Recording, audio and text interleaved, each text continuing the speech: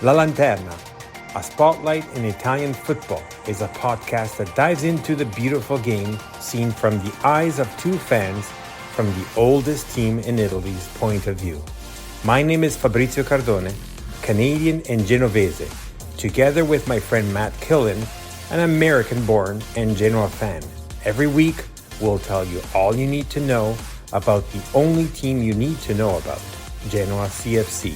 Plus, we'll have guests and provide updates from around the magical world of Italian football.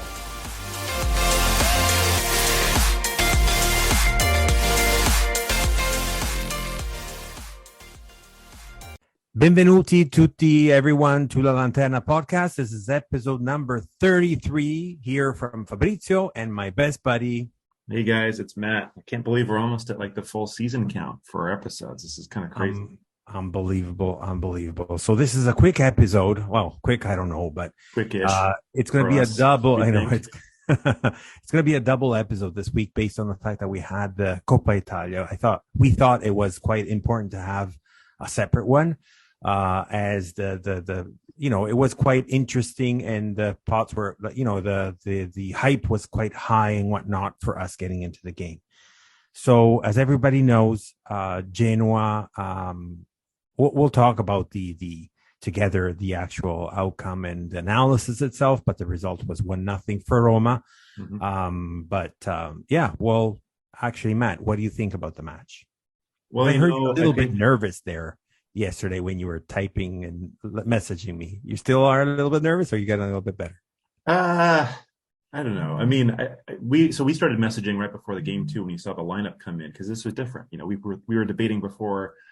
We were so used to seeing the same stuff from Blessin, and I know obviously it's been some time now since Gilardino came in, but I think we were really expecting to see one of maybe two formations, and we saw a completely different one, which I think actually made a lot more sense for what we were about to face. And I'm pretty sure Gilardino was totally correct in his way of lining up against this team. I think in the beginning, in our last podcast, I was a little worried about us having a 4-3-3 just because we tend to be a little bit more open there. And I mean, Roma's attacking might, they have so many players that can really do some damage that way. And it just seemed like we could get caught. And so it was really interesting to see what seemed like, and it in fact proved out to be a 3-5-2 formation, with three central midfielders, Vogliacco coming back in as the third central defender. And then we had kind of Chibora, which was a little interesting. I think we were thinking originally, is this going to be Mimo coming straight in?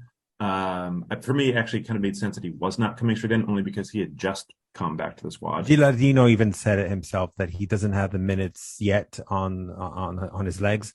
So he did say that he will, if he does play, he will come in the game, not start from the game. Yeah, and of course we did see him for the folks that watched later in the match. Sabelli on the right, that was no surprise. And then in our kind of three central midfield lineup, Sturaro, Badel, and Galdames. Galdames may be the main surprise there. Perhaps you could be a little surprised no Strootman to start the match. But we knew Friendrip was not be eligible to play, as you mentioned in the previous episode.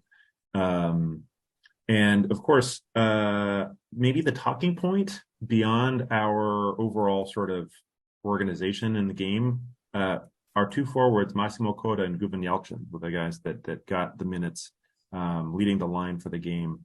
I think if there were some whistles or some complaints, that probably would have mainly gone that way. But what did you think about it? Well, if I may go back from the starting lineup that you mentioned, kudos to Martinez. I think he did an amazing job. Yes, the best player for us in that game. I think he, together with Vogliacco, actually, I think those were the two best. In my opinion, those are the two MVPs for the match. Nevertheless, so Martinez, I just wanted to mention him. A lot of people are more pro Samper. I think they're both equally valid for different reasons. We said that throughout in different episodes anyways, but I just wanted to point that out, that the goal is not, it's not his fault. I mean, he could have been luckier or not, but, it's just, the goalie that he had, the striker that he had in front of him that is the quality is just nothing compared to us, which will kind of tie into my comments on our strikers.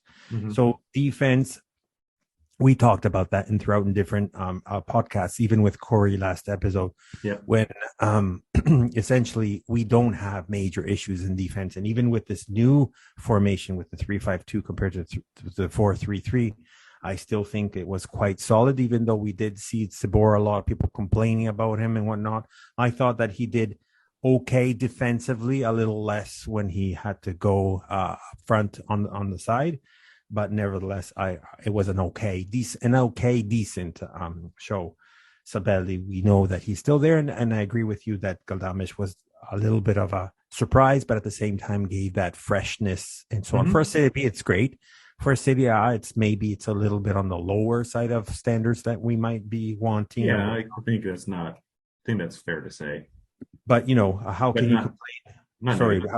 How can we complain with other players, like with the names of Sturaro or Badel, which, everybody, even in Serie A, would still be honored to have them in their squad.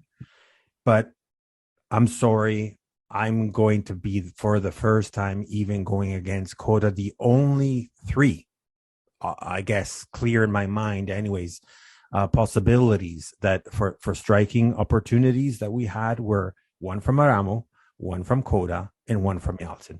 While the one from Aramo, he was a sub, but while for the Aramo was a nice shot from the outside, was not that strong, was not that potent, so essentially it was easy for Rui Patricio to save it.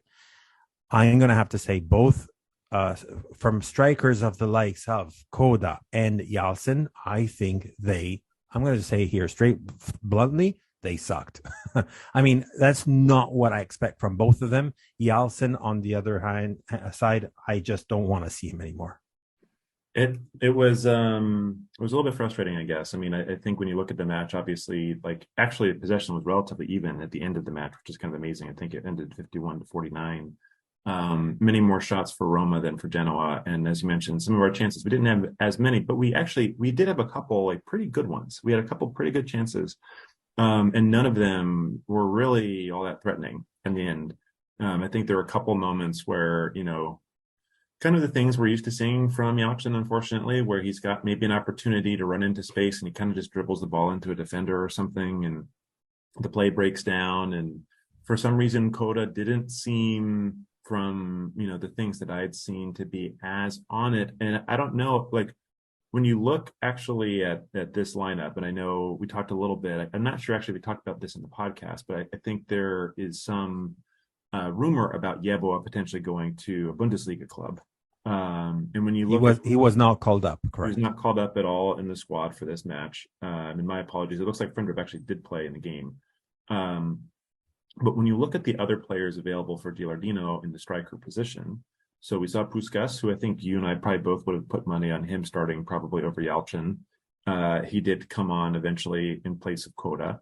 That's kind of it when you think about strikers that we have in the squad. Of course, we have attacking players like Goodmanson. I think I kind of class Jagiello a little bit as an attacking player in Aramu, but all of those players aren't strikers. They're attacking midfielders. Maybe they're wingers in the cases of Goodmanson, or should be correct. Wingers. And it's a worrying thing. I think it was a really hard fought match. When you look at the positive sides of this whole thing, it was 1-0. It did take some heroic defending and goalkeeping to keep it at 1-0 and not 2-0 or 3-0. We were facing an onslaught and a really, really well set up attacking side in Roma. And I think you see, obviously, a lot of team commitment and effort in trying to play the way the manager is lining up to play. And I think when you look at it from that perspective, and you think about Gilardino's game plan and how he kind of set the team up, I think you kind of have to say, if we had breaks that went a little bit differently, it's possible we could have got something from the match. Maybe we force a replay.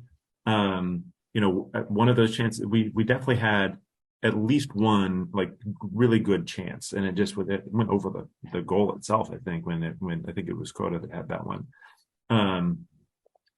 But we lined up the way I think while we did concede a lot, we lined up in a way to give ourselves something positive from the game. I think the quality between the two sides, unfortunately, was shown, particularly in the attacking side of the lineup. And it's one of those things that it felt somewhat like deja vu for me a little bit going back to last year with, I actually think our defense is in maybe even a better position than it was last season. But our attacking might, again, remember that all from last year. Our biggest problem was we just could not find guys that could score goals, that could fit into this system. And I think this is one of those things. I know there were rumors about Coda potentially going to different teams. I can't remember if we talked about that very much in the last podcast.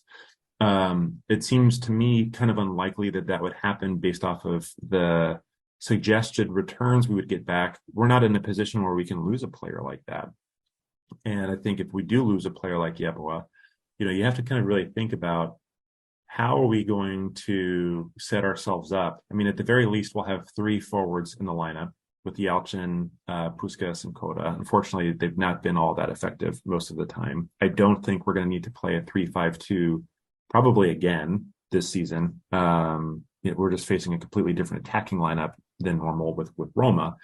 But there's definitely a mind towards how are we going to address this in the second half of the season? And should we do our jobs and find ourselves back in the top division next season? This is a really big thing that we have to solve for. It's not something I think we've solved for. If I may, hold that thought. I have a commentary from Corey, our guest from the last podcast from Roma Club Toronto. Mm-hmm. And at least we can see context from his side, from a Romanista standpoint, and see what he says about that. Wow. Were we ever correct about this round of 16 Coppa Italia matchup between Roma and Genoa? Roma emerged 1-0 victors on the evening, and who else? Paulo Dybala. He comes in as a substitute.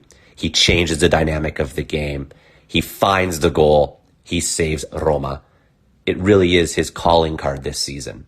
However, credit must be given to Genoa. They withstood the Roman assault. 25 shots for Roma, 5 of which made it on target, 16 corners won. And yet, as the game progressed, Genoa increased their possession stats, making it difficult for Roma in the middle of the park and truly making this a tight and nervy affair. A little worrisome on the Roma side, though we are through to the quarterfinals and we await the winner of Cremonese and Napoli. Roma used a lot of starters this evening, whether that be from the start or off the bench. We now have to look forward to Fiorentina on the weekend back in league action, but what a wonderful way to kick off our Coppa Italia campaign as we search for yet another trophy this season. Dai Roma, grazie Roma. So that was quite interesting, his point of view, and it was quite good, the fact that he praised for the Genoa side.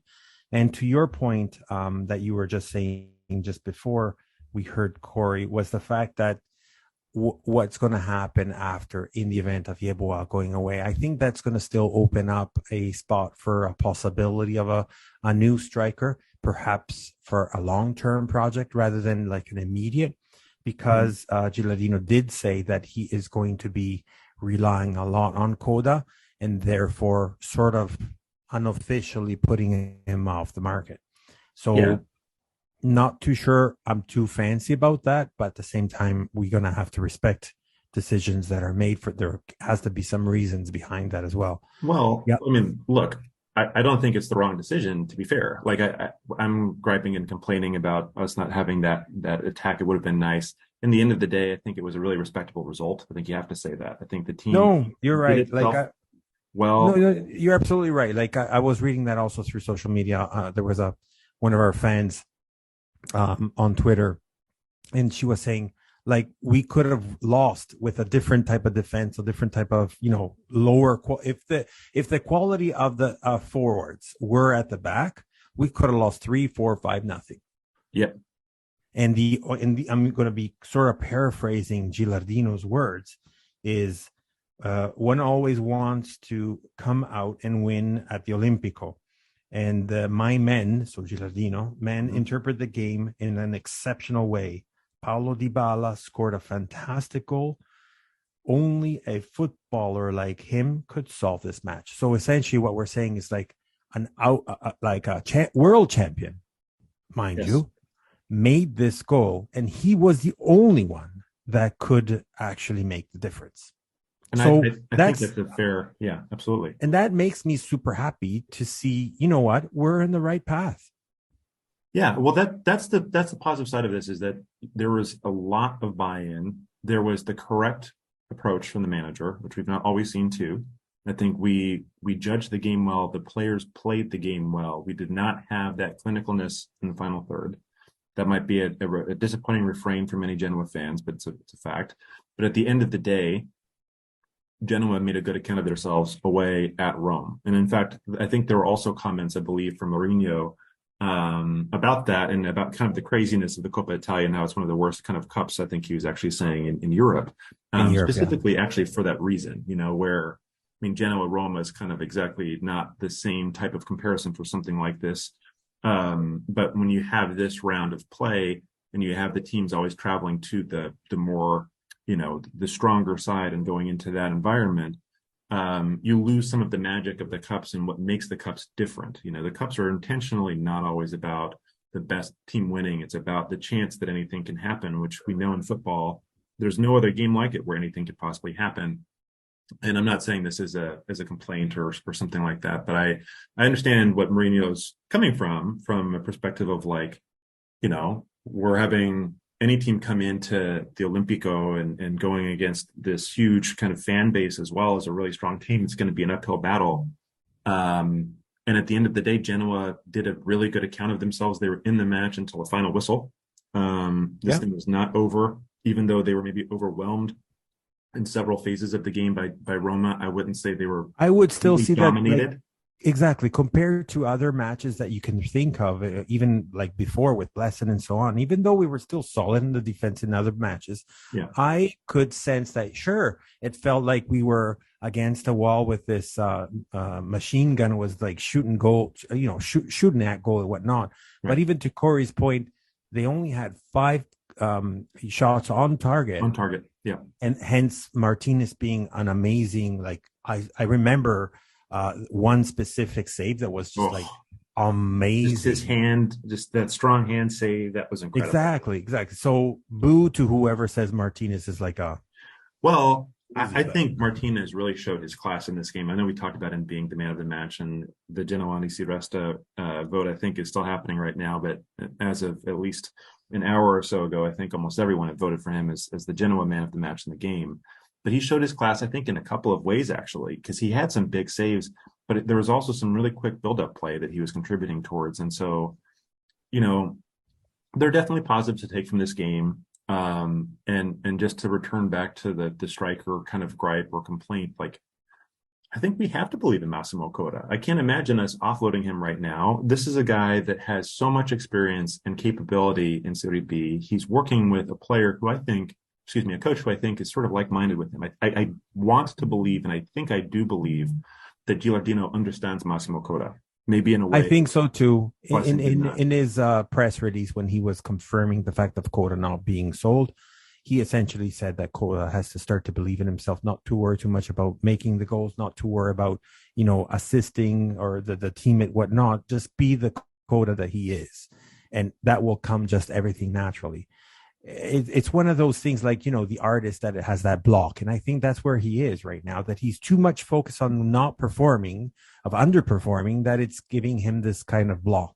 And essentially, like, okay, fine. Even in the Genoani si Resta chat, there continues to say, but this guy is 34 years old enough already. He's too old and blah, blah, blah.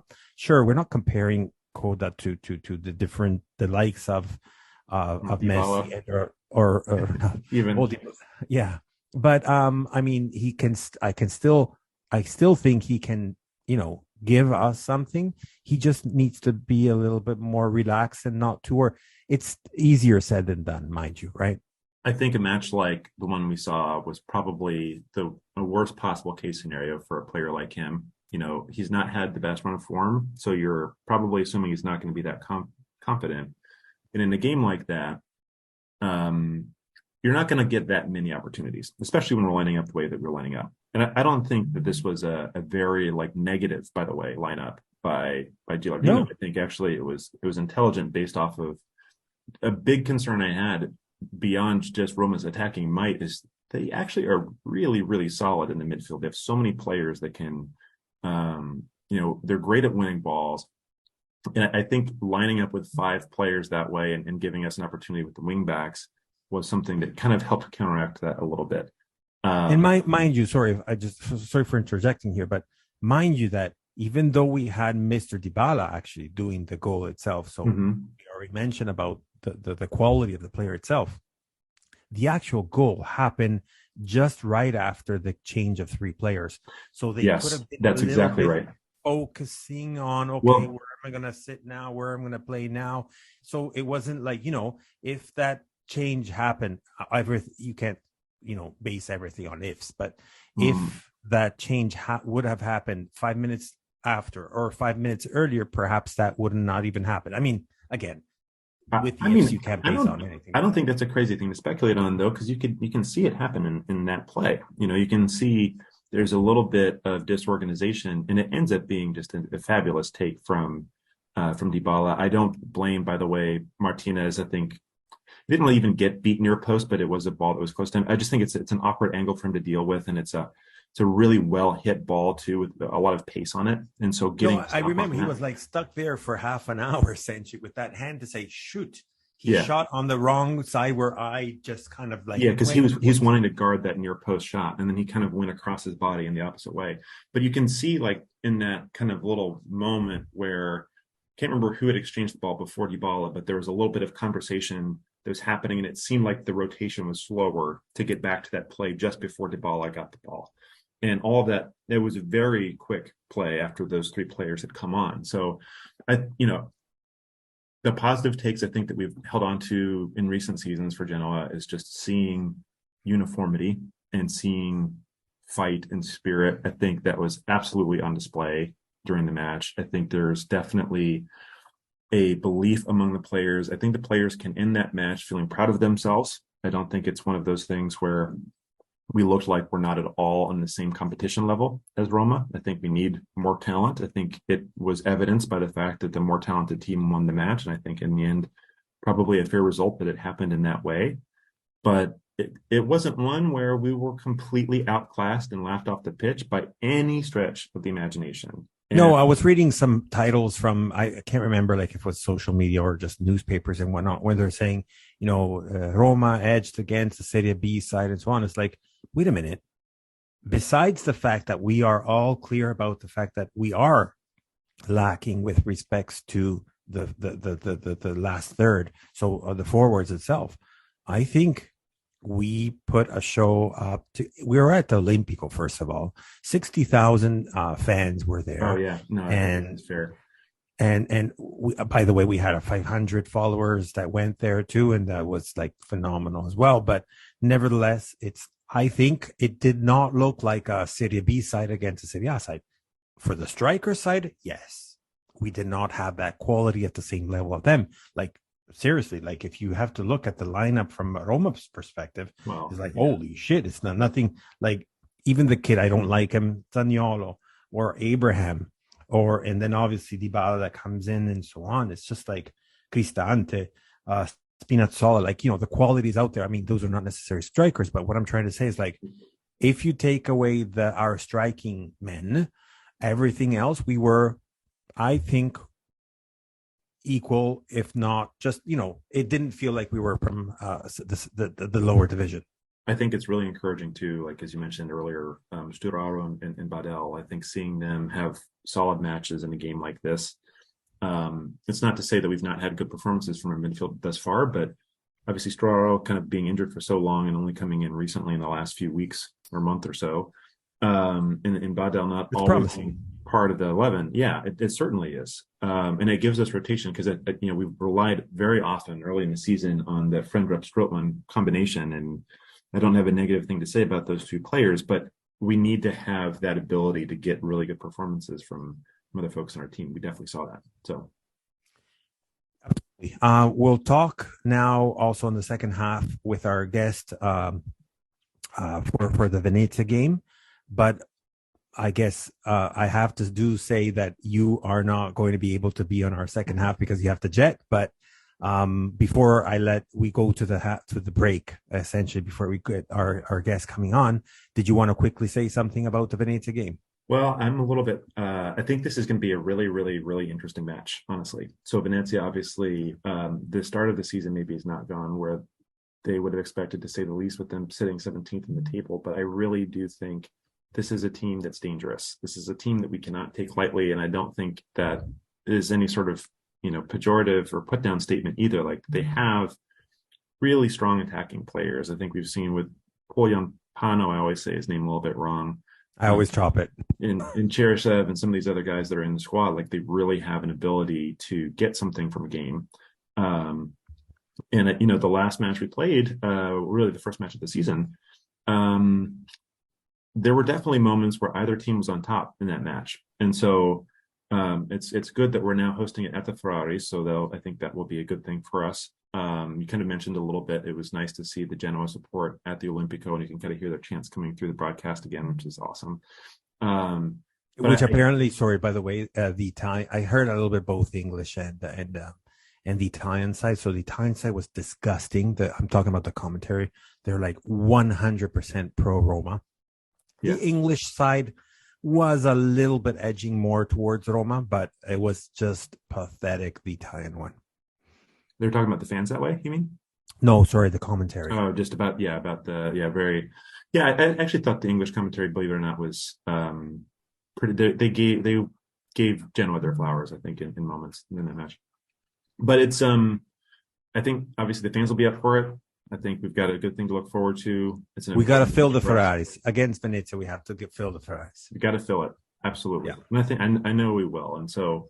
I believe Genoa will win the match. I think it will be fairly tight. I think it might be 2-1 type of a match for us.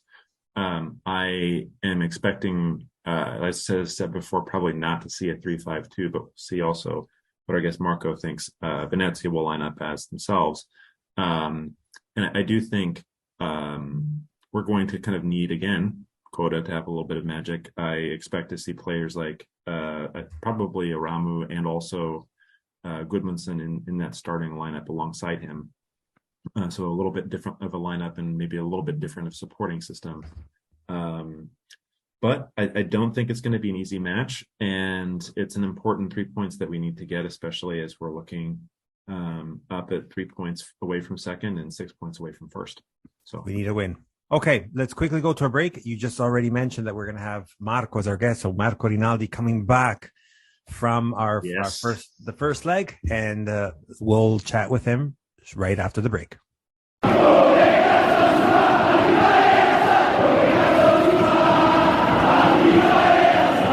My name is Fabrizio Cardone, and I approve this message. Welcome back to La Antenna podcast on our second half. Unfortunately, Matt had to step out, but at the same time, we have our special guest, and listen to this. We are actually seeing him again. We have met him a while back now. This was like right at the beginning of season Campionato 2022-23. So welcome back, Marco, from Scotland, from Edinburgh. Thank you for having me on again. Great to be back. So this is the round of the whole entire first part of the season. And lots have changed since then, right, Marco? Yeah, not so good for us, but pretty good for you guys. Yeah, I mean, it could be better, obviously, from both sides. I mean, everybody wants more, but yeah, I'll swap positions if you want. Well, first of all, since we met, Matt and I have been talking about your pot with your cousin, and we absolutely love it. I actually heard also your cousin being a guest with another pod, which was quite nice as well. So it's nice to see us, each one of us, being a little bit more, out there and more. It's like a big community out there, anyways, on the podcast. It is, yeah, definitely. Definitely. So going back from the beginning, so we met a while back. So this was like back in August now, and a lot has changed, as you mentioned. So our expectations were quite high. Perhaps you had a little, I remember you mentioning that there was a little bit of, I would say, concern with respect to some players or some whatnot. And since then, we've seen a little strange Venezia that nobody was really expecting. So, tell us a little bit more about the first part of the season. Yeah, I mean, it's largely been a disaster. In truth, only salvaged in some respects by since Vanoli's been appointed, and we've managed to, win a couple of games, get some points. But Javorcic proved himself to be out of his depth. He wasn't able to create any sort of team or system for us, and it's not entirely his fault because of our transfer policy of buying players from all over the world that don't know Italian football. That's going to be difficult to merge into any team. But it was always going to be a slight gamble getting him, but he'd never had Serie B experience, and he just proved out of his depth. And then add to that there has been significant bad feeling around the whole club between the fans and the board of directors and the approach that the club's been taking, and it's been a pretty poor first half of the season for us, and things can only get better, really. So, based on what you're saying, are you saying that there's like quite some feisty moments between the fan base and the management, the ownership? Is that what you're saying? Yeah, very much so. I mean, to the extent that there was a huge. I mean, I was one of many Venezia fans who were basically attacked by the club's social media account for being mildly critical of the club, which I think is always a fan's prerogative, as long as you're being polite about it and you're not, making personal attacks. Then the fans are entitled to voice their opinions about the club. But you're talking about a situation where the social media manager of Venezia was DMing people, telling them they were talking shit. Sorry, I hope we can swear. Sorry about that. That's all right. All of this sort of stuff that, to be fair, when it got kind of out of hand and got reported in the papers, Niederauer, our president, flew over from America and said he didn't know about it. He said they shouldn't be doing this. It's not the way to conduct themselves. And since then, there has been a noticeable improvement. But what you've got is a situation where, lifelong fans of the club are still banned from following their own football club on social media, which is ridiculous, frankly. It is. Yeah, no, it's funny because we have quite the opposite. I'm not too sure which one is the better grounds. Our social media manager, I think it's like fairly new, but there is no interaction whatsoever with the fan base, which in a way I can see that approach, which is a little bit better, but sometimes you need a little, maybe it's just my idea though, some sort of acknowledgement or whatnot. And I don't know. It's like some comments are just not responded, so you don't know if they're listening or they're just posting and just leaving it to the community itself, etc. So no, that's actually, I did not know that, and it's quite interesting.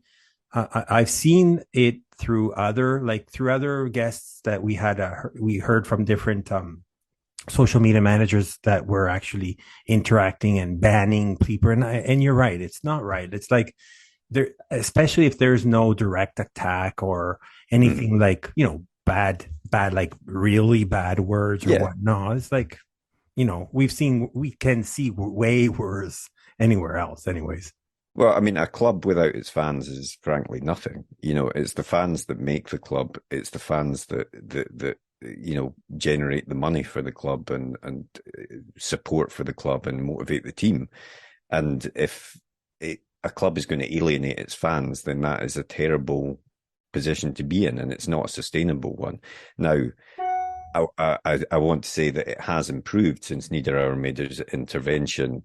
And he expressed, he apologized formally on behalf of the club to all the fans. And so there is a hope now that moving forward, there will be, criticism will be allowed of the club, but also that the club and the fans can try and work together again. Because if you look at, I don't know, you probably haven't seen many Venezia games this season at the Pierluigi Penso, but there are very, very few fans going to the stadium at the moment, and that is obviously a disaster. They should be trying to, I understand the desire to build a worldwide brand, and I understand the importance of that in today's footballing world, but you've got to cultivate the local fans first, because they're the ones that are going to come to the stadium the most. And that seems to be missed. But as I say, I hope it is now going to improve. Now, I think, correct me if I'm wrong, I think we share a foreign management, as you mentioned, that coming from America and whatnot. Could it be that they're mixing or putting in their experience from abroad and not understanding the reality within the Italian culture itself? Yeah, I think there's definitely been this view that Venezia, especially, it's a city full of tourists. It's an international city, and there's always been this idea that you can try and cultivate that seam to try and get people to come to the stadium and make it a worldwide brand. And okay, Venezia now are well known for their football shirts around the world and all this sort of stuff, but at the end of the day, that's a drop in the ocean, and it doesn't really make a difference if you've not got real Venetians going to the game. And I think that is something that they are starting to realise, as is also, I think, they've not admitted this openly, but this policy, they sacked Colauto and Poggi, who were responsible, or two of the three people responsible for transfers. And the only person left in place was Menta, who's another American who's very algorithm based, Moneyball type based. And that's why we sign players from Iceland and all this sort of stuff.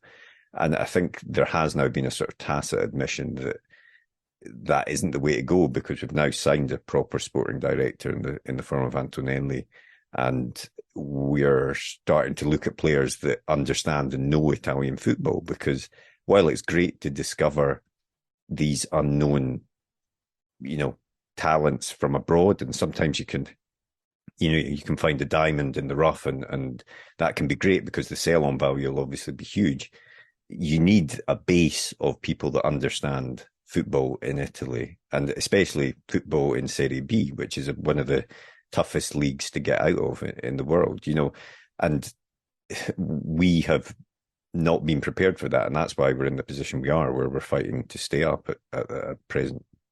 No, I feel the sentiment as well, because similar to you guys, we are seeing all this new things for us as well, new management, foreign, and whatnot, with what they call the laptop coaching type of thing, or whatever that expression is, and so on, with the algorithm itself. And indeed, what we had was like quite the fight behind the scenes, mind you, but the what I called and referred to in different episodes, like the Italian side versus the German side, because that's more so like our manager and sports directors was coming from and whatnot.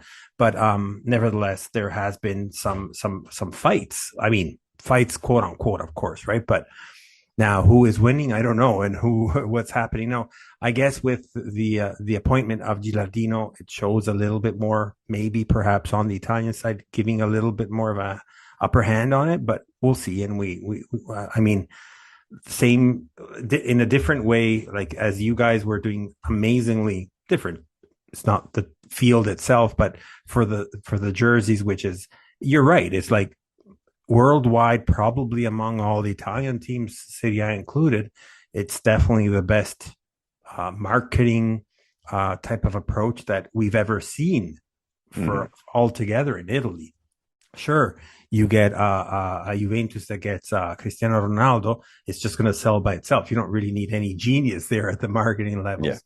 But from a Venezia standpoint, like, I can see all across the social media, it's like well respected and well known just because of that. And as you said, though, yes, that's not the fan base. It's definitely, though, populating or getting more interest from an overarching, broad approach to the team itself. But obviously, that's not the only part of being pro Venezia itself. Now, looking at the form, so you were saying we all saw, sadly, and and whatnot. Obviously, from the opener, we were happy about winning against you guys, but Yeah. for obvious reasons. But we saw Venezia that was like sometimes at the rock bottom, sometimes coming back up, sort of like a Serie B tale, anyways, because it's so competitive. Also, as you mentioned, it's so easy to drop, but it's also so easy to come back up. Mm-hmm. And look at even like Pisa themselves, like they were at the bottom for a while, and now look at them like right straight through into the playoffs section. So if I look at the form right now for Venezia, I remember that there were like quite a few wins, and that's what helped a little bit. Then if I look only at the last 5 matches, I see going from the latest to the newest is like a win, a tie, a win, a loss, and then a tie again. Do you think it's going to improve? Any changes now on the January market, on the transfer window? Well, yeah, I mean, I think under Vanoli, we've got a system that the players understand. He plays he was Antonio Conte's assistant for many years, and he has that same sort of approach to football, which is, be direct, and try and win the game, but it doesn't need to be playing brilliant, fluid football necessarily. But it's clear that the players understand their positions and understand what they're doing in a way that they didn't under Javorcic. So I think that alone has helped. I'm also, I have seen evidence of a team spirit and a team that's fighting for each other. Against Parma, we were 2-0 down. We came back to 2-2. In one of our other games, we staged a fight back as well. So he has built that team spirit, which I think is so vital in any football team, but especially when you're fighting to try and stay up in a division. Transfer wise, I've liked what's been said. We've not made that many moves yet. We have signed Jaiolo from Udinese, who's a midfielder, and that is one of the positions that we needed. The other position we need is a second striker to play up front with Poyampalo. And I think we're looking for someone like that. And I'm encouraged that we signed Jaiolo, who is a man that knows Italian football and understands how to fit in. So that's the first signs to me that Antonelli is having an influence on the decisions that are being made. I would still like at least one more midfielder, and as I say, another striker.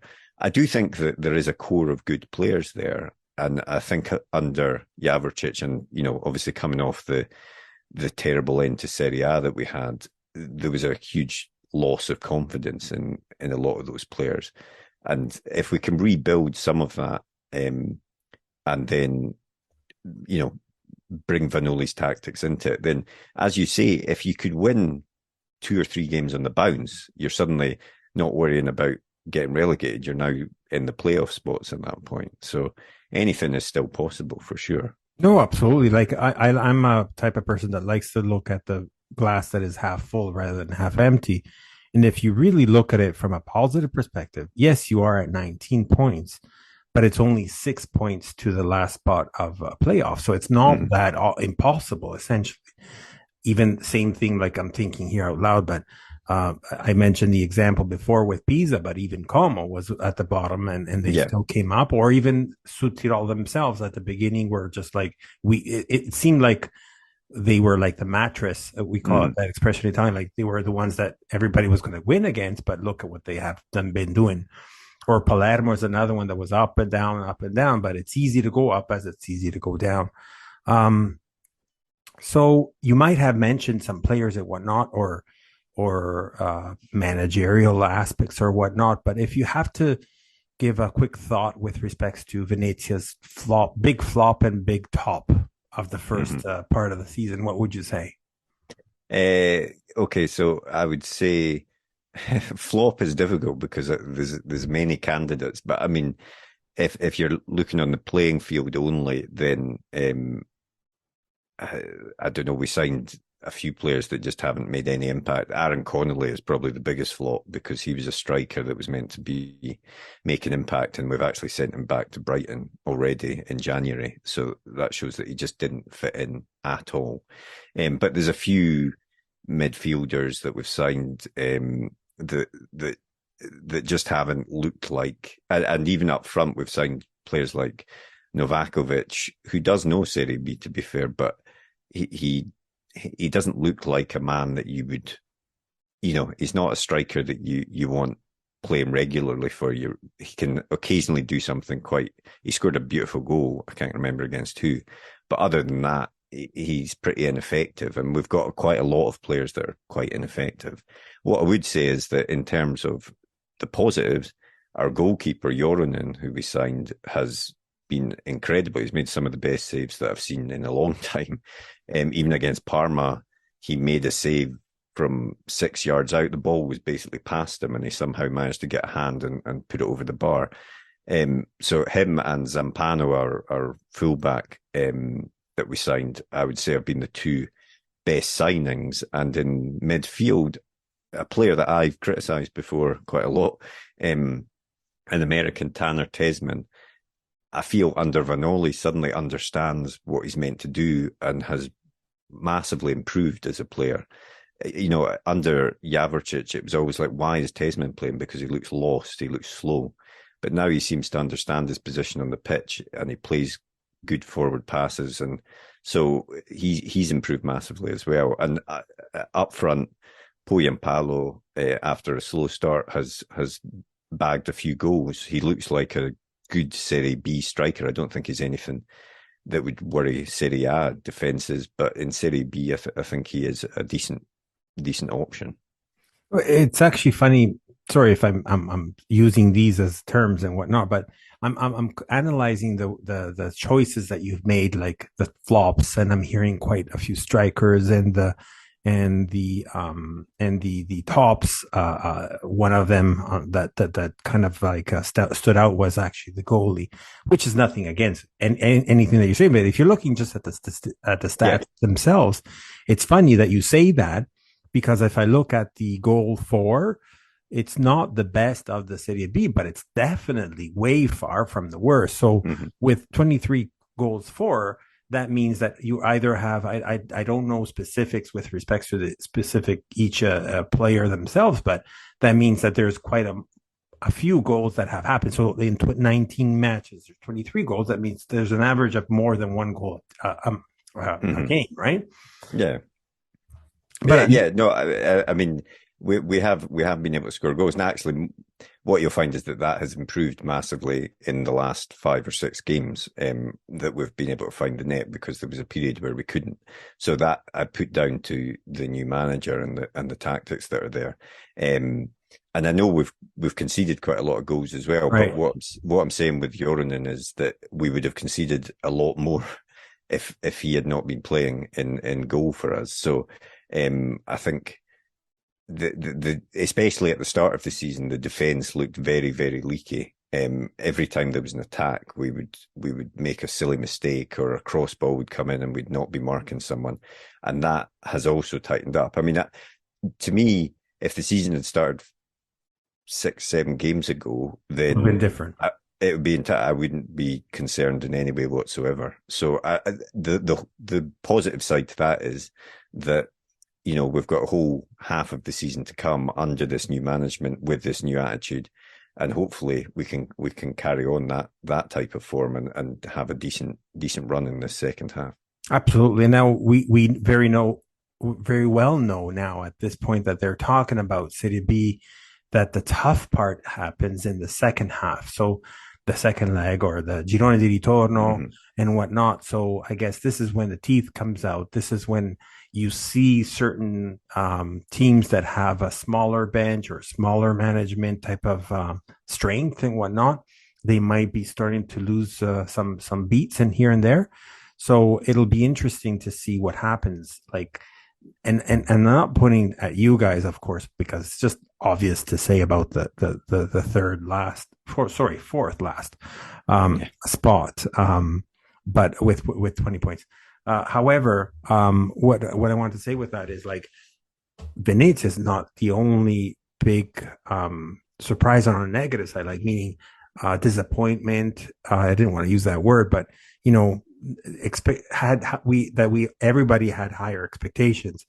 We can also see that perhaps from with Parma, that was another one that we thought it would have been, you know, in the top three for sure, Yeah. all the time, anyways. Or another one would have been Pisa, being that they were just right at the last tail end, not coming through the losing against Monza in the playoffs, and not last among the three of us that came down was also Cagliari, which we're still seeing them having a rough time and whatnot. What do you think happened there too? Is it like the difficulty of Serie B of this year, or what's Yeah, going well, on? I don't think there are any easy games in Serie B. I think that's the thing that, and you can see that from how close the league is. You mentioned how close we are to the playoffs, but we're also 3 points off bottom of the league. So it That's shows true. you how close the league is. So I don't think that there are many easy games. I think a lot of teams are quite, quite balanced against each other, and it's all about trying to get a bit of momentum and squeezing out that result when you can, which I think Frosinone have been good at against even against us. I didn't think they played amazingly well, but they managed to get the result. And I think that is that's the step change that you need. You know, other teams like Benevento as well, you would have thought might do a bit Exactly. better as well. Um, but I think if it is. It's all about, can you go in a little run of 3 or 4 games where you get 3 wins and a draw or something, because that can change the whole complexion of the table because it is so close. So again, we're halfway through the season. In your mind, in your opinion, who's the overachiever and who's the underachiever? Well, I'm just looking at the table here. I mean, Of course. um, Regina, to me, I didn't expect them to do so well. You know, we had Inzaghi as a manager for a couple of years, and he is a manager who seems best suited. That there are some managers that have a certain level, and he seems Serie B is his level, and he understands the division. But I didn't expect them to be doing quite as well as they're doing this season. And I would say underachievers apart from us, because I think we are probably the biggest underachievers so far. Sure. I would have thought maybe would have thought that Brescia would be doing a bit better than they are, and Cagliari as well. Those would be the two. I thought for sure Cagliari, you guys, would be up near the top. And actually, I'm looking at the table again in terms of the overachievers as well. Got to mention Bari as well. Have done incredibly well after being promoted. So, yeah, it's difficult to say what it is about these clubs that have either over or underachieved. But I think building that team spirit, I think in a division that is so close, you've got to have players that want to fight for each other. And I think that was missing from our point of view for a lot of the start of the season, and hopefully is now being found. And I just wonder if teams come up and try and buy their way to success, it can sometimes be a bit of a mistake because you don't have that team bond that you need in a tough division. Right, right. So I know it's a very silly question, but how much do you miss Serie A? Uh, well, I obviously miss it in terms of, we'd rather be there, but it wasn't exactly an enjoyable. Well, the first half of the season was enjoyable, but the second half was an absolute disaster. So, to be honest, I was hoping Serie B, at least I'll get to see Venezia win some games now, but that unfortunately hasn't No, been as frequent as I'd hoped for. not Um, yet, though, right? Not yet, not yet, but hopefully the second half. Yeah, but obviously we'd rather be in Serie A. But I would like us, in a way. I mean, there's no danger of it this season, but I don't want us to get suddenly a surprise promotion, and then not have any plan in terms of buying a team and then just having another rubbish season in Serie A. I'd rather we sort of built towards it over a couple of 2 or 3 seasons and then had a real go at it and try. If we got up, we've got a squad that is ready to compete there, and we've got some players that we're looking to buy and all that sort of thing. Because I think last time we did, it was a surprise promotion. We finished 5th or 6th in the table, I think, and then got up through the playoffs. So no one really expected it. And while it was a great thing that we were there, it was a bit of a panic in terms of buying the players in, and it didn't ultimately work, of course. Oh, the interesting thing is, like, sure, I think I can speak for all three teams, meaning ourselves, you guys, and Cagliari. The being relegated is definitely the toughest and the heaviest and the saddest and the bad thing that could have ever happened, because surely we can look out there and all. I mean, we all had our issues, otherwise we wouldn't have been relegated, right? But then I look right now at Serie A, and when I see that the bottom three haven't even reached after 19 matches, like double digits, so they're below 9 points, it's showing me the opposite. I mean, I'm not trying to say, wow, Serie B is like so phenomenally fantastic, better than Serie A. That's not what I'm trying to say. I definitely want to say that Serie B is, I don't know why, has always been so under respected, I guess the best way to say is under respected, and nobody really cares too much, especially when you talk about media, when you talk about TV, fan base and whatnot, especially the more you go down south, and you see a lot more of them in Serie B, where a lot of people from down south, they tend to go more for like the bigger teams that are in Serie A rather than trying to root still for their own team. And I appreciate those people that actually still do that, even though they might be in Serie C or even in Serie D.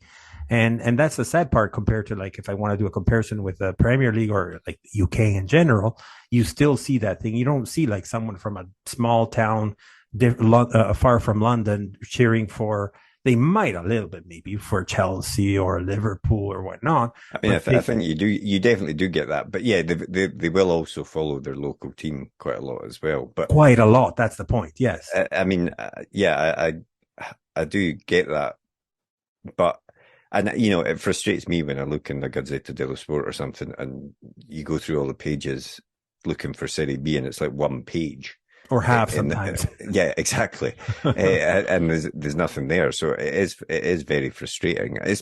They did talk about, this year being different because of, I think, not so much Venezia, but Genoa and Cagliari being down there with Parma. And, there were quite a lot of, clubs like Palermo coming up and stuff. There's quite a lot of teams that have been in Serie A and have had good Serie A stories that are in this division, but that doesn't really seem to have changed the coverage that much, to be honest. So yeah, I don't know. I mean, you miss you definitely don't get as much coverage of your club when you're in the lower division. That's certainly for sure. But I suppose there is.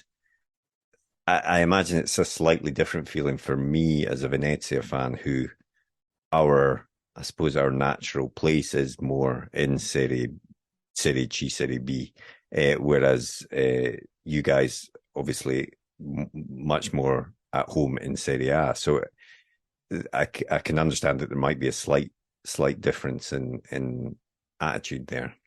Well, sure, in the last 15 years, we were accustomed now to Serie A, but unfortunately, Genoa has that history of, at least in the recent past, not to have that solid, staple of staying in Serie A.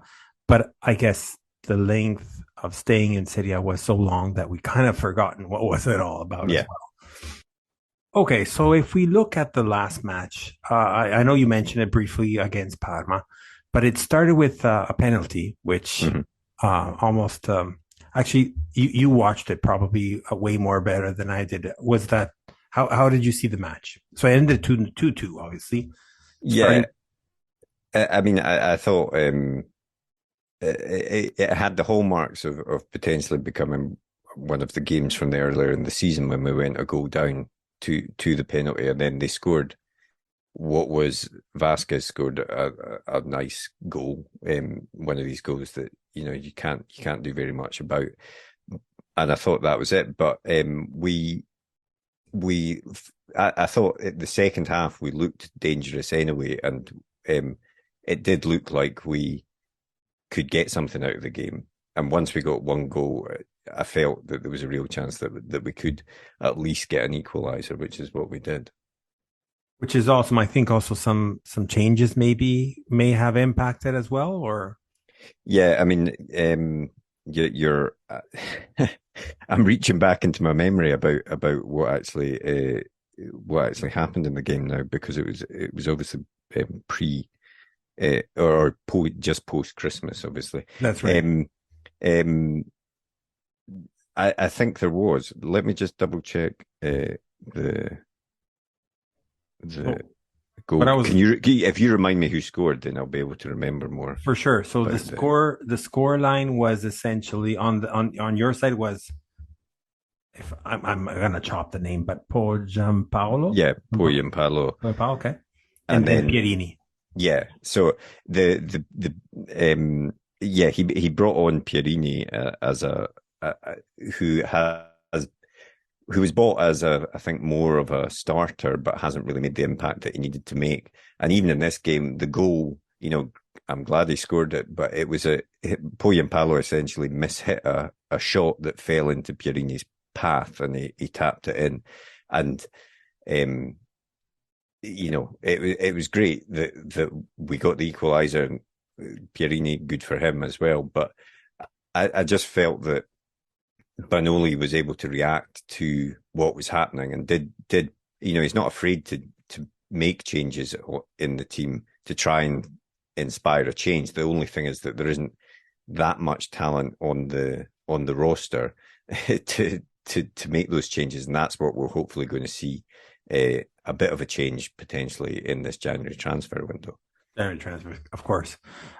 So coming from this tie, which was in a way, and even though you were at home, seeing that with Parma, which we talked about it before, was one of the other quote unquote potential pretenders for the campaign to go up fast, which there doesn't seem like they are at this point, anyways.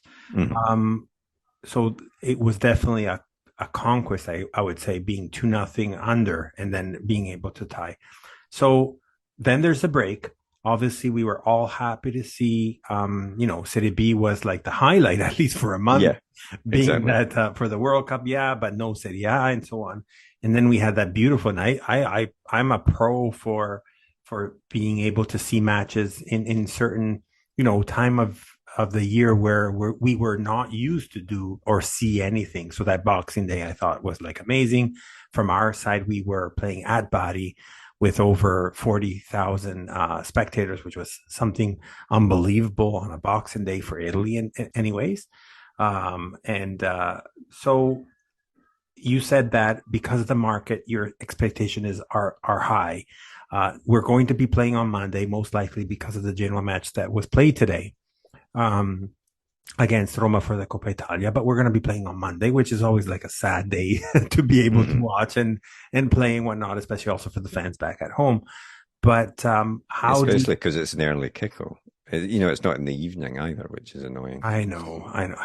I think Serie B has to really step up a little bit with their voice. Anyways, that's a different topic altogether. Yeah. But yes. So how do you see Venezia coming into the game, and what do you see Genoa? Where do you think Genoa can hurt, and whatnot? Well, I mean, I think we go into it as underdogs. Genoa go into it as favourites. They've obviously you've been on a decent run of form since Gilardino was appointed, and we're away from home. Although strangely, actually being away from home for Venezia isn't always a bad thing. We sometimes get our best results on the road, but I think Genoa could hurt us in many areas of the pitch, to be perfectly honest. I think it's going to be a pretty tough game for us. And I think what you'll see is you'll see firsthand that Vanoli learned under the wing of Conte, and that we'll play. It won't be particularly attractive football, but we'll play to try and get some sort of result out of the game, and potentially hit you on the break, I suspect. I think we can. I think Poyampalo is. He's not in any way a sort of subtle player, but he is a strong player, and if he gets a sniff of a chance, then he'll hit the ball as hard as he can towards the goal, and it has proved effective so far this season. So there is always that danger for you, and I think if Zampano's fit coming down the wing, then especially if he's playing on the right hand side, then I think that sort of combination can create some difficulties for you. And on the other side, from a Venezia standpoint, where do you see the weakness? I know we mentioned this already, but keeping in consideration the January market and what your fears or what you know about the team and whatnot, where do you think where I guess the weakness? You sort of said about the point Paolo being one of the strongest, but the weakness is our midfield. There are games where we just don't control the ball because we don't have the midfielders to do that at present. Now, Yaya Lo's just been bought. I suspect he might even start. To be perfectly honest, I'm not even sure if he is that sort of regista that we need, but I suspect that he probably is. Buzio, you asked me earlier who were the flops of the season. Unfortunately, Buzio, who I am a fan of as a player, has been one of those flops. He's not taken on that role. And we're relying on players like Chernigoi, who is a good player, but he's old and he can't really last the full 90 minutes these days. So I think if you can dominate the midfield, then that is a real danger area for us. And the other danger for us is that we play three centre backs now to try and tighten up that defence, which has helped, but none of our centre backs are particularly fast. And that, if you can get in behind our defence, then that is always going to be a danger for us. Which is sort of like one of our biggest problems. Coda has not been the Coda that everybody was expecting and was waiting for. Whether he's out of form, whether he is because he's 34 years old, I don't know. Maybe just I don't know, too much press. It could be anything, really. The good thing from our perspective, anyways, is while we had this ghost player called Aramu, with Gilardino being appointed, he's like reborn. He's like this magic, jolly. Even I was looking at the match against Roma. One of the few chances on shot on goal was actually coming from him with a nice, beautiful shot. Mind you, it was kind of like low and whatnot, but still it was a shot from outside the box from Aramo himself. So I'm definitely expecting, the law, the Murphy's law, or whatever you want to call it, like the rule of the X. Yeah, exactly. It might be the one that can hit because I don't know, for whatever that law is, right? Yeah, no, he is, but like he was, we've missed a player like him. He is a bit mercurial. He always was for us as well. He could have games where nothing came off for him. And, he's not a number 10 that is going to consistently be the best player in your team, but he is capable of playing that pass or of hitting that shot that can change the game. And, obviously we'll be looking out for him in a big way because we know exactly the sort of danger that he can pose. Now, the match is going to be at the Ferrari, so at Genova. So the difference compared to the first leg is going to be that you're going to have the whole Ferrari. So it's going to be, I can't say that it's going to be sold out because I highly doubt it, but having season passes for 20,000, that whole pump for return, starting again for the second leg, and also the mild result, even though it was a loss for the Coppa Italia. Still, the fact of it's as you said too, Gilardino has a good round of form right now with 10 points out of 4 games, if I'm not mistaken. I can't remember now the math, but nevertheless, the expectation, I guess, from the fan base is to have a win based on simply and solely based on the fact of the form and the shape that Venezia has been doing. So if I have to ask you, what are your predictions, or how do you see the game is going to come out of? Like how okay, let's put it this way. What's the hope and what's the yeah, okay.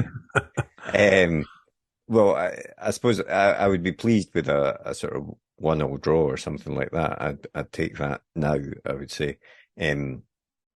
I worry that it's going to. It's not so much that there's a big fan base, because, as I say, strangely, our form, even in Serie A, was better away from home than it is at home. So I think we can cope with that sort of thing. But I just think that it's a bit of an unknown, given that we're coming off this little winter break. Players who were in form might not be in form, and vice versa. So I don't know, but I to me, Genoa are still one of the best teams in the division. So they're the favourites. I would expect them to probably win the game, but I will hold out hope for a point out of the game. Okay, fair enough.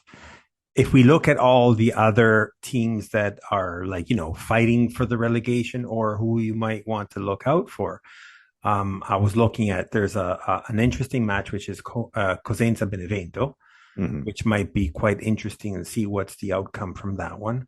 Then there's let me see here, Pisa Cittadella, which is at Pisa. So I don't know, with the form that we've seen Pisa lately, it might seem that it might go down their way, but also Cittadella similarly, differently, but similar to your point, to the Venezia side of things, they're obviously trying to turn their season around as well.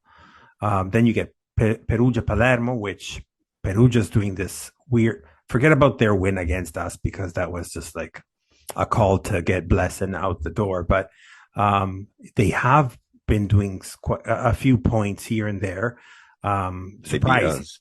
Exactly. Like, it's out of the blue. You would think that they would be like the rock bottom and like certain relegation and whatnot, but nevertheless, sometimes they surprise everybody. Yeah, no, I mean, I think it goes back to what we said before, that I don't think there are any easy games in Serie B, and it's difficult to really predict what is going to happen in these games. But I don't know. I still think that of the teams we've played, I wasn't that impressed with Cosenza, and I even though Perugia beat us, maybe this is sour grapes, but I didn't. They scored an absolute wonder goal from 40 yards that in any other, he hit it another 100 times, he would never score it, sort of a thing. So, I still think that they are one of the weaker sides in the table.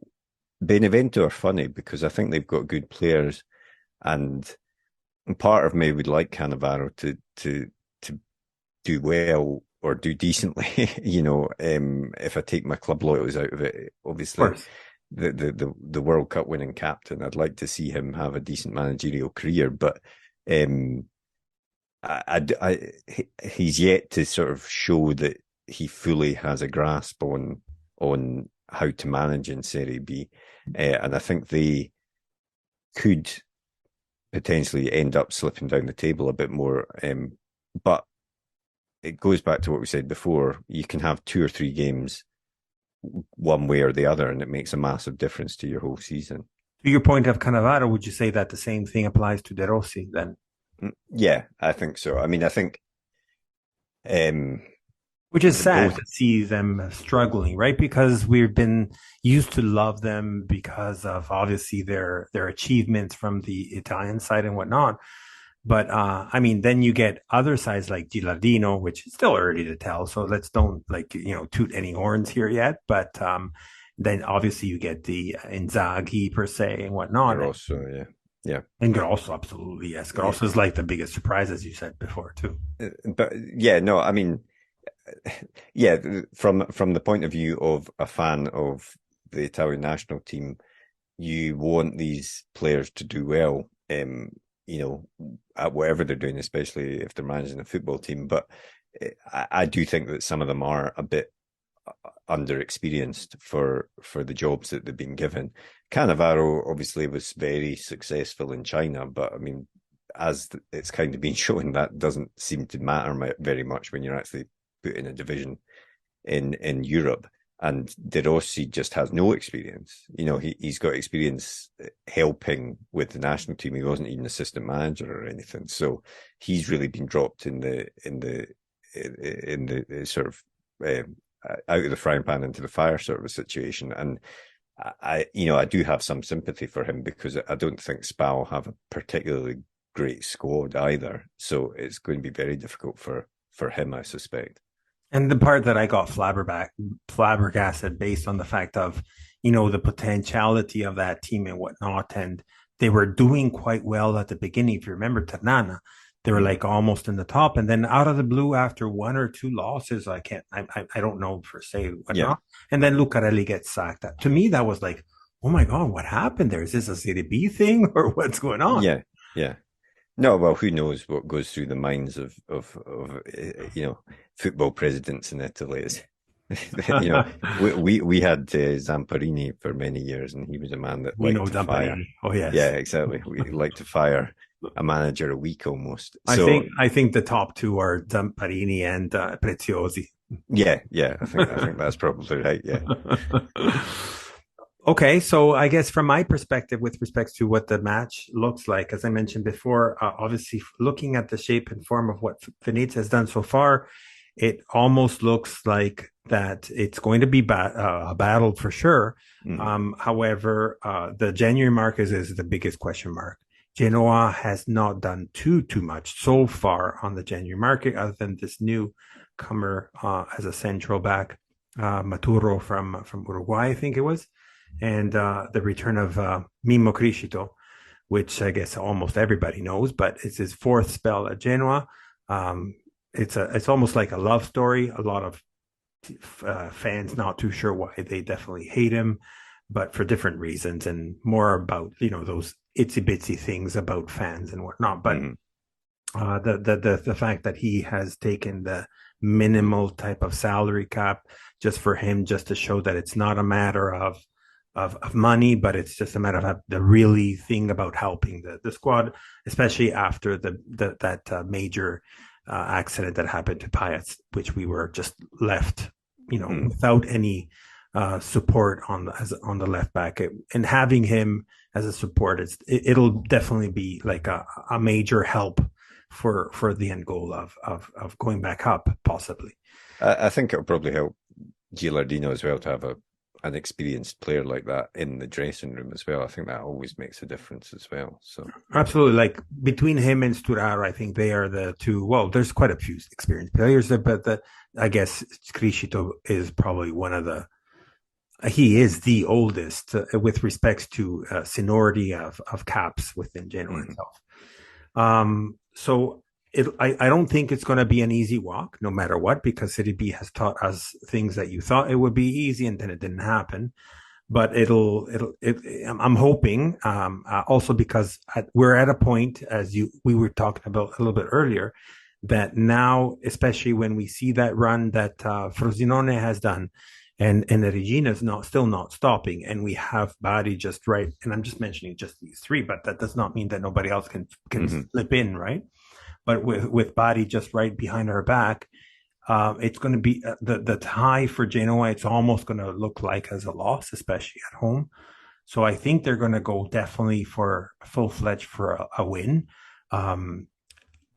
Obviously, that's my hope as well. But, as you said as well, from a Serie B's perspective, anything is possible. Also, because from a Venezia standpoint, they cannot Sure, it's on the road, so the tie can be acceptable, but at the same time, I'm sure that the trial out there is not to lose points anymore.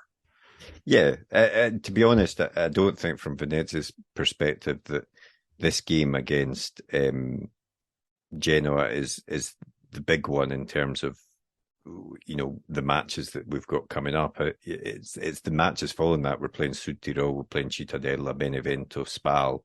So that's a run of 4 games where we really want to be picking up points against those sorts of teams, because they're the sort of rivals, direct rivals in terms of staying up, which is definitely our first priority. And then we'll see where we are after that. So you're saying Genoa is sharpening the pencils, and then we're going to have to write them. Yeah, exactly. Yeah. All right. So again, I mentioned that in the beginning, but how can people reach out to you? And I guess also as well as with your pod, which is just, I still want to tell everybody, Il Rigore podcast is a fantastic other point of view of the calcio, the bel calcio.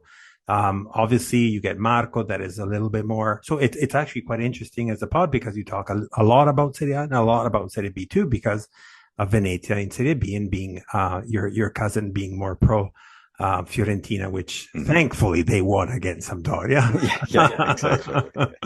I know it can be quite a miserable listen sometimes, because neither of our teams have been doing particularly well this season. But no, we like to sort of shine a light on the lesser, not just the big teams, which a lot of podcasts I think tend to do. So that's kind of the idea behind it. And we always like to try and keep it sort of short and sweet, and people can listen to it on a quick bus ride or whatever, and get their fill of some calcio. But yeah, that's Rigore podcast, which is we're on Twitter at Rigore Pod, and you can get me on Twitter at Marco AR Rinaldi if you want to see me getting very frustrated at Venezia, which is mainly what I tweet about.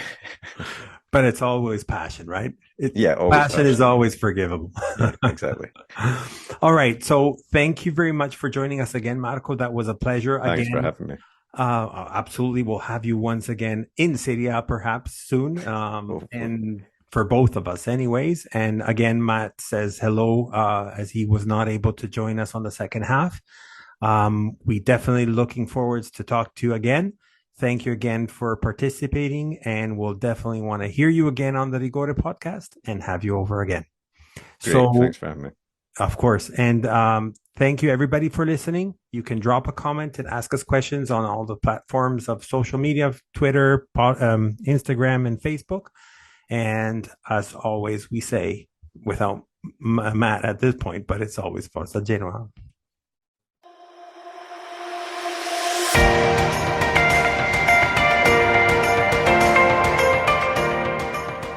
You've listened to La Lanterna, a spotlight on Italian football, a podcast powered by Genuani Si Resta. Thank you for listening, and see you next week.